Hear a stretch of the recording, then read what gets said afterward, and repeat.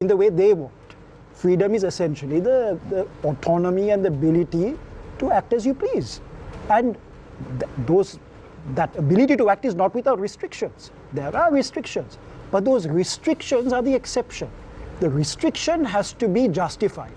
And the state is in the business of restricting first and getting the citizen to justify freedom. You understand the problem, right? So there's a flip in terms of what should be the norm and what should be the exception.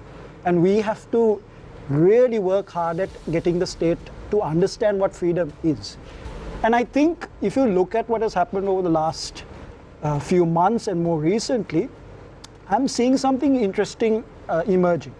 There's a maxim that you say, ignorance of the law is no excuse.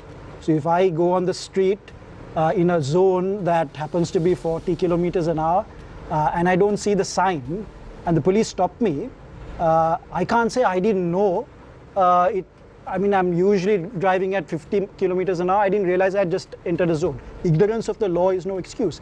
We apply that to citizens all the time. But do we expect that of the state? How much are we, exposed to the fact that the police routinely misapply the law? They are ignorant of the law. And one classic example is this ludicrous reasoning that we must get prior approval to go for protests.